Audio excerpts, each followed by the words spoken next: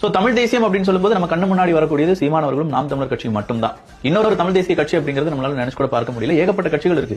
அண்ணன் வேல்முருகன் அவர்களுடைய கட்சிகள் இருக்கு. இன்னும் பல நபர்கள் அதை பத்தி எல்லாம் பேசிட்டு இருக்காங்க. அப்படின்னாலும் தமிழ் தேசியம் அப்படின்னு சொல்லும்போது இப்போதும் ஸ்ட்ராங்கா கொள்கையில் எந்த மாற்றுப்பாடும் இல்லாமல் நாங்க கூட்டணி வைத்தால் இந்த மாதிரியான பல விஷயங்களை தள்ளி கொடுத்து விட்டு கொடுத்து போக வேண்டியதா இருக்கும். எங்களுடைய தமிழ் இனம் மானம் தமிழ் தேசியம் அப்படிங்கிறது எங்களால பெற முடியாதுன்னு சொல்லி சீமான் அவர்கள் மட்டும்தான் களத்துல நின்றுட்டு இருக்காரு. அவர் திரள் நிதி எடுக்கிறாரோ இல்லாட்டி வெளிநாட்டுல இருந்து பணம் வருது அப்படின்னு சொல்லி ஏகப்பட்ட குற்றச்சாட்டுகள் சொன்னாலுமே மனுஷன் தனியா நிக்கிறதுக்கு ஒரு கெத்து வேணும். அதை செஞ்சுட்டு இருக்காரு. இப்போ அதை தடுக்கிறதுக்கு விசிகாவினுடைய திருமாவளவன் அவர்கள் முயற்சி செய்கிறார். அதுல முதல் படியாக திருமாவளவன் அவர்கள் எடுத்து வைப்பது என்ன அப்படின்னு பாத்தீங்கன்னா தமிழ் மன்னர்களை கேவலப்படுத்துறது. தமிழ் மன்னர்கள் அடிமைகள், அதனால எனக்கு அவங்க அடிமைன்னு சொல்றதுக்கு எந்த விதமான தயக்கமும் கிடையாது அப்படின்னு சொல்றார். ராஜராஜ சோழனுக்கு இன்னொரு பெயர் இருக்கிறதும் திருமாவளவன் அவர்கள் படிச்சிருக்க மாட்டார் போல, ராஜேந்திர சோழனுக்கும் இன்னொரு பெயர் இருக்கிறது அப்படிங்கறதையும் அவர் படிச்சிருக்க மாட்டார் போல, இல்ல அவர் படிச்ச புத்தகத்தில் அதெல்லாம் இடம்பெறாமல் வாட்ஸ்அப்ல மட்டும் அந்த செய்தியை வைத்திருக்கிறாரா அப்படிங்கிறதும் ஒரு பெரும் கேள்வி.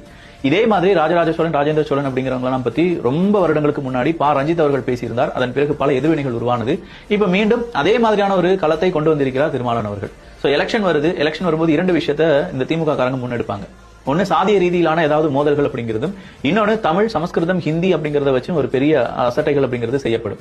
சோ இப்போ மறுபடியும் அதுக்கான ஒரு அஜெண்டாவா நம்ம பார்க்கலாம். இப்போ தமிழ் வந்துருச்சா, அடுத்தா ஹிந்தியை பத்தி அவங்க பெருசா பேசுவாங்க. சின்னதா ஒரு செய்தி வந்தாலும் ஹிந்தி தெரியாது போடா, தமிழ் தெரியும் வாடா அப்படின்னு சொல்லி எல்லாம் கூப்பிடுற மாதிரியான செய்திகள் இருக்கும். இந்த செய்திகளும் போடக்கூடிய செய்தியாளர்களிடம் நான் கேட்பது என்னன்னா, கரூர்ல இன்னைக்கு ஒரு குவாரியில அளவுக்கு அதிகமா கனிம வளங்கள் வெட்டி எடுக்கப்படுகிறது அப்படின்னு சொல்லி ஒரு செய்தி ஊடகத்தினுடைய செய்தியாளரும் ஒளிப்பதிவாளரும் அங்க போய் வீடியோ எடுக்கும் போது அவர் 50க்கும் அதிகமான நபர்கள் திமுகவினுடைய ஒரு எம்எல்ஏவினுடைய அடியாட்களாக 50 பேர் வந்தாங்க.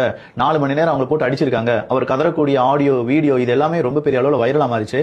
ஒரு பத்திரிகையாளர் அப்படின்னு சொல்லி தெம்பு திராணி இருக்கக்கூடிய ஒருத்தனாவது இதுக்கு கண்டனத்தை தெரிவிக்கிறேன், இந்த மாதிரி அடிச்சிருக்க கூடாது, செய்தி சேகரிக்க போகக்கூடிய இந்த பத்திரிகையாளர்களை இப்படிலாம் நீங்க கொடுமைப்படுத்தினீர்கள் என்றால் எப்படி உண்மையான செய்திகள் வெளிவரும் அப்படின்னு சொன்னாங்களா?